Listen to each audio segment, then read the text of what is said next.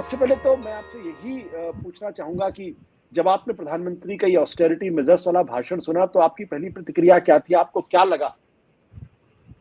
मुझे लगा कि 73 दिन लेट आए हैं, क्योंकि ये हमें ओके। समझना पड़ेगा कि हुआ क्या। 28 फरवरी को जो युद्ध शुरू हुआ पश्चिम एशिया में, तो उससे जो स्ट्रेट ऑफ हॉर्मुज़ जो बंद हुआ, तो वहाँ से 20% सप्लाई आपके गैस और क्रूड ऑयल की आती है। तो दुनिया में 20% की एक शॉर्टेज हो गई गैस की और क्रूड की। तो हुँ, ये जो सप्लाई शॉक है, ये एनर्जी का शॉक है। और एनर्जी जो होती है वो सब चीज़ों में इस्तेमाल होती है। वो आपका खाना बनाने में, कंजम्पशन में होती है, डिस्ट्रीब्यूशन हुँ, में, आपके ट्रांसपोर्टेशन में होती है, और हर चीज़ के उत्पादन में होती है। अगर एनर्जी की शॉर्टेज हो जाएगी तो आपका प्रोडक्शन गिरेगा और शॉर्टफॉल आपका बढ़ जाएगा, और शॉर्टफॉल के चलने से आपके दाम बढ़ेंगे। तो एक तरह से प्रोडक्शन कम होगा, इन्फ्लेशन ज़्यादा होगा। तो ये जो सप्लाई शॉक है, ये एनर्जी का शॉक है। दूसरा ये शॉक है क्योंकि ये सिर्फ क्रूड जो है वो एनर्जी नहीं है, उसमें बहुत सारे केमिकल्स होते हैं। उसी से हुँ, आपका एलपीजी बनता है, उसी से फर्टिलाइजर बनता है, उसी से आपका सल्फर निकलता है। सल्फर कम निकलेगा तो फिर आपका सल्फ्यूरिक एसिड कम बनेगा, जो फिर माइनिंग में इस्तेमाल होता है, तो माइनिंग पे असर पड़ जाएगा। इसी से प्लास्टिक निकलते हैं, इसी से पैकेजिंग मटेरियल निकलता है। प्लास्टिक की शॉर्टेज, पैकेजिंग की शॉर्टेज, ये भी इसके साथ जुड़ी हुई है। तो इसलिए कई तरह की चीज़ें आप देखेंगे। फार्मास्यूटिकल्स में एपीआई जो होते हैं वो केमिकल्स से, इससे तो फार्मास्यूटिकल्स में भी।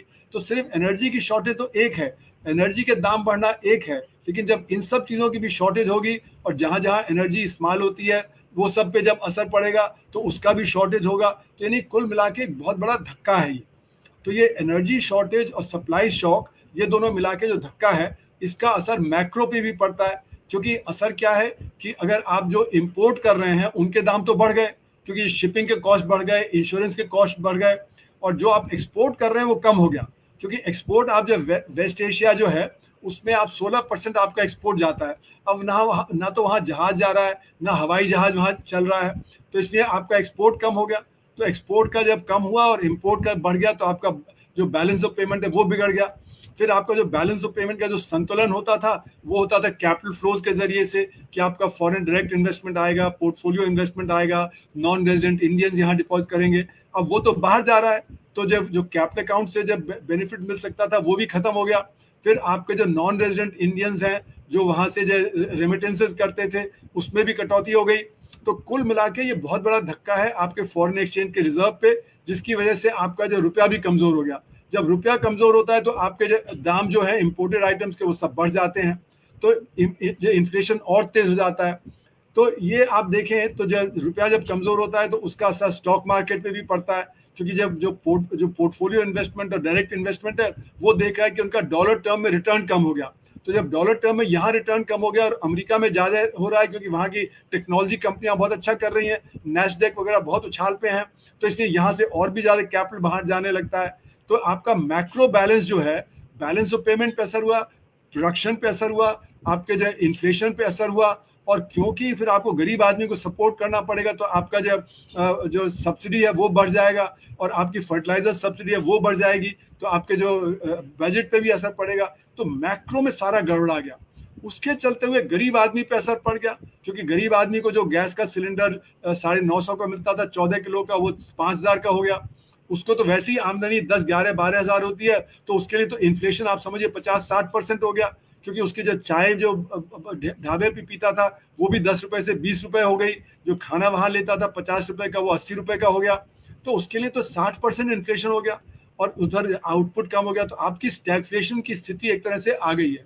स्टैगफ्लेशन की स्थिति से निकलना बहुत मुश्किल होता है, क्योंकि जब एनर्जी की शॉर्टेज है तो प्रोडक्शन तो कम होगा ही होगा। तो जब तक कि आप तुरंत तैयारी नहीं करें, तो मैंने 1 मार्च को एक लेख लिखा था, उसमें कहा था कि हुँ, तुरंत आपको तैयारी करनी चाहिए, क्योंकि हमें पता नहीं है युद्ध कितने दिन चले, और जितने दिन हुँ, चलेगा उतनी हमारी परेशानी बढ़ जाएगी। और फिर हम देखिए हमारे जो देश में जो प्राइवेट सेक्टर है, वो जो रिफाइंड प्रोडक्ट का उत्पादन करता है, जैसे रिलायंस है और ये जो नायरा वगैरह है, तो उसका हुँ, 20 से 30% तो हमारा एक्सपोर्ट होता है। यानी जितना जी, क्रूड का हमारा भंडार है उसका 20 से 30% एक्सपोर्ट कर रहे हैं, उसको तो हमें बचा के रखना चाहिए था। फिर जो हमारा फॉरेन एक्सचेंज का रिजर्व है वो कम होता है, क्योंकि हम एलआरएस जो लिबरलाइज रेमिटेंस स्कीम है उसको हमने बंद नहीं किया। फिर हमने 5 स्टार कल्चर को कंट्रोल में नहीं किया, क्योंकि 5 स्टार कल्चर में ही सब ज्यादा एनर्जी का इस्तेमाल होता है, उससे सब ज्यादा हमारे जो ऑयल वगैरह है उसका इस्तेमाल होता है। तो जो हमें करना चाहिए था वो हमने नहीं किया, और इसीलिए हमारी समस्या बढ़ती चली जा रही है, और आज बहुत बढ़ गई है, क्योंकि हमने पिछले 75 दिन में कुछ किया नहीं है इसमें। हमने जैसे वो चलते, अब जो आंकड़े आए पिछले हफ्ते वो दिखाते हैं कि मार्च के महीने में, पिछले साल मार्च के कंपैरिजन में 40% कम हमने इंपोर्ट किया क्रूड ऑयल, क्योंकि उपलब्ध ही नहीं है। तो 40% की कटौती वो हो गई, 20% आपने एक्सपोर्ट कर दिया, तो आपके पास सिर्फ 40% बचता है जो आपको इंटरनल के लिए चाहिए। जो आपको 100 चाहिए था 40 मिल रहा है, तो इसलिए यहाँ पे किल्लत होगी, यहाँ पे बढ़ जाएगा। तो ये सारी चीजें हमको जो 75 दिन पहले करनी चाहिए थी वो अभी भी नहीं कर रहे। अभी भी हम ये नहीं कह रहे कि जो सरकार में वेस्ट है, कॉर्पोरेट सेक्टर का वेस्ट है, हम उसको कट करें। हम तो कह रहे हैं कि भाई जनता ये करे। अरे तुरंत आप ही कर दीजिए, आप सरकार का वेस्ट कम कर दीजिए, आप जो कॉर्पोरेट सेक्टर का 5 स्टार कल्चर उसको कट कर दीजिए, LRS स्कीम रोक दीजिए, आप एक्सपोर्ट को रोक दीजिए पेट्रोलियम प्रोडक्ट्स के। ये सब तो तुरंत किए जा सकते थे। बिल्कुल। प्रोफेसर अरुण कुमार जी ने जो बात कही कि 78 दिन पहले ये कदम उठा लिए जाने चाहिए, यानी 78 दिन देर से शुरू हुए। तो मैंने थोड़ी सी स्टडी की और मैंने ये पाया कि जो energy crisis response tracker list है इंटरनेशनल एनर्जी एसोसिएशन की तरफ से, उसका कहना है कि 82 देशों ने फौरन कदम उठा लिए थे। जी हाँ, और फौरन कदम उठाए थे ताकि जो एनर्जी का शॉक है या इसकी वजह से दिक्कत है उसको हैंडल किया जा सके। जी हाँ। उसमें से 25 देश वो थे जिन्होंने फौरन फ्यूल की रैशनिंग शुरू की थी और लोअर स्पीड लिमिट्स अपने यहाँ अपनी गाड़ियों के ऊपर लगा दिए गए थे। 14 ऐसे देश थे जिन्होंने फौरन वर्क फ्रॉम होम की बात कर दी थी, यानी उसको लागू किया था। 8 ऐसे देश हैं जिन्होंने जो एयर कंडीशनिंग के टेम्परेचर को कंट्रोल करने की बात की कि भाई आप बहुत कम टेम्परेचर मत करिए कि उससे ज्यादा एनर्जी का कंजम्पशन होता है। और 6 ऐसे देश थे जिन्होंने अपने स्कूल और यूनिवर्सिटी की टाइमिंग में भी बदलाव किया था या बंद कर दिया था। तो जो बात प्रोफेसर साहब कह रहे हैं, दरअसल वो बात हमारे देश के जो तमाम सलाहकार, आर्थिक सलाहकार, उनको ये बात समझ में नहीं आई और पॉलिटिकल क्लास को इसलिए समझ में आई क्योंकि तब चुनाव चल रहे थे। अगर आप ये सब चीजें, ये कदम उठाते तो लोगों के मन में होता कि भाई कुछ बड़ा संकट है, तो पेट्रोल डीजल के दाम भी नहीं बढ़ाए, LPG के दाम भी नहीं बढ़ाए, सब कुछ नहीं बढ़ाए, अब कदम उठा रहे, इसका नुकसान तो देश को होगा। लेकिन सर मेरे मन में जो सवाल है वो सवाल इस बात को लेकर ये है कि क्या ये जो क्राइसिस, आज की क्राइसिस, ये सिर्फ ईरान युद्ध की वजह से है या कंट्रीब्यूटरी क्राइसिस है, ये कि इसने कंट्रीब्यूट किया, योगदान किया, जो आर्थिक संकट था उसमें योगदान किया, या यही असली कारण है? देखिए, शौक तो है ही, लेकिन शौक के पीछे हमारी कमजोर आर्थिक स्थिति भी है, हमारी कमजोर जो इंटरनेशनल जो एक ऑटोनॉमी होनी चाहिए वो भी है। हमने अगर जब पहले से ही रिसर्च एंड डेवलपमेंट पे खर्च किया होता और हम कोल गैसिफिकेशन की तरफ जाते, न कि गैस और पेट्रोल की और डीजल की तरफ जाते, तो कोल तो हमारे पास बेतहाशा भंडार है, लेकिन वो काफ़ी जब प्रदूषित है, इसलिए हमें कोल गैसिफिकेशन करना चाहिए था। तो कोल गैसिफिकेशन की तरफ हम जाते तो इतना हम निर्भर नहीं होते जब इम्पोर्टेड उस पर।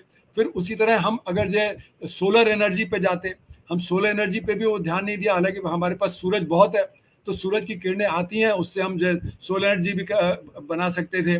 फिर हमने बायोगैस की जब बात की थी 60s में, बायोगैस की हमारा बहुत कुछ है, क्योंकि हमारे जो उपज बहुत होती है, तो उसका भी हम कर सकते थे। तो हमारे यहाँ R&D की कमजोरी है, और जो R&D की कमजोरी है उसी के चलते हुए हमारा एक्सपोर्ट नहीं बढ़ता और हमारा इंपोर्ट बढ़ जाता है, क्योंकि जो एक्सपोर्ट मार्केट है उसमें तो कंपटीशन चलता है कि कौन सस्ता प्रोड्यूस कर रहा है, जो सस्ता प्रोड्यूस करेगा वो ज्यादा एक्सपोर्ट कर लेगा। तो जैसे चीन है, पिछले साल टैरिफ लगने के बावजूद उनका जो सरप्लस है ट्रेड का वो बढ़ गया, जो $850 बिलियन का था वो $1 ट्रिलियन से ऊपर चला गया। बाकी सबका तो ट्रेड गिरा, लेकिन चीन का बढ़ गया, क्योंकि उनके पास टेक्नोलॉजी है, वो उत्पादन करके सस्ती चीज प्रोड्यूस कर देते हैं और वो फिर करते हैं। तो हमने जो R&D पे करना चाहिए था, जो शिक्षा पे करना चाहिए था, वो हमने नहीं किया है। अगर हम उसकी तरफ करते तो आज इतनी हालत हमारी खराब नहीं होती। पर उसी तरह जैसे कि हम अगर अमेरिका के ऊपर बहुत निर्भर हो गए, क्यों निर्भर हो गए? क्योंकि हमारे पास R&D नहीं है, हम R&D वहां से लेते हैं, डिफेंस की रूस से लेते हैं, तो हम उनके ऊपर निर्भर है। तो हमारी जो स्ट्रेटेजिक ऑटोनॉमी है वो चीन, रूस और अमेरिका के बीच में एक तरह से खत्म सी हो गई है। हम अमेरिका से भी दब जाते हैं, चीन से भी दब जाते हैं, और रूस की भी बात सुननी पड़ती है। तो ये स्ट्रेटेजिक ऑटोनॉमी के लिए हमें लॉन्ग टर्म वो चाहिए, लेकिन हम जो रिसर्च एंड डेवलपमेंट का एनवायरनमेंट है उसको कैसे डेवलप करेंगे जब तक हम क्रिटिसिज्म को एक्सेप्ट करने को तैयार नहीं होंगे। आज देश में क्रिटिसिज्म सरकार एक्सेप्ट नहीं करती, जो भी क्रिटिसाइज करता है उसको फिर जब ब्रांड कर दिया जाता है कि एंटी नेशनल है या ये है। यूनिवर्सिटीज में फ्री थिंकिंग अलाउड नहीं है, वहां पे भी जो आपके पाबंदी लग जाती है। तो रिसर्च एंड डेवलपमेंट का एनवायरनमेंट एक फ्यूडल एनवायरनमेंट में नहीं क्रिएट हो सकता। दूसरा, हम रिसर्च एंड डेवलपमेंट पे सिर्फ 0.65% जीडीपी का खर्च करते हैं, जबकि चीन और अमेरिका 3% करता है, और चीन की अर्थव्यवस्था हमसे 5 गुनी ज्यादा बड़ी है, अमेरिका की 20 गुनी ज्यादा बड़ी है। तो चीन हमसे 22 गुना ज्यादा खर्च करता है R&D पे, इसलिए दुनिया का मैन्युफैक्चरिंग हब बन गया है। अमेरिका तो वैसी एडवांस टेक्नोलॉजी है क्योंकि वो हमसे 100 गुना ज्यादा खर्च करता है। तो हमें एक लॉन्ग टर्म स्ट्रैटेजी लेके चलना चाहिए था। ये लॉन्ग टर्म स्ट्रैटेजी में शिक्षा, स्वास्थ्य, R&D ये अहम चीजें हैं। ग्लोबलाइजेशन में इनके बिना आप compete नहीं कर सकते, और अगर आप compete नहीं कर सकते तो दूसरे देशों से दब जाएंगे। तो ये सारी की सारी स्थिति एक डेवलप कर रही थी, और ईरान वॉर ने एक क्राइसिस पैदा कर दिया है, जैसे कि पैंडेमिक ने क्राइसिस पैदा किया था, और उसके पहले जो GST गलत लगाया उसने क्राइसिस पैदा किया था, और नोटबंदी ने किया।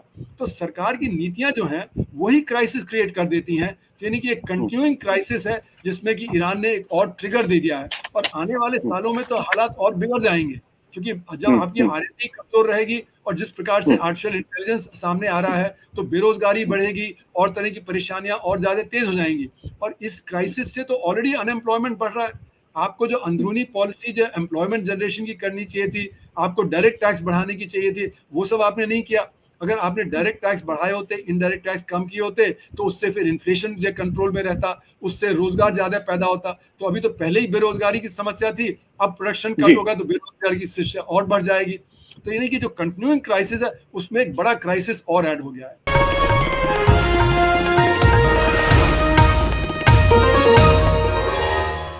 Copyright disclaimer under Section 107 of the Copyright Act 1976. Allowance is made for fair use for purposes such as criticism, comment, news reporting, scholarship, and research. Fair use is a use permitted by copyright statute that might otherwise be infringing.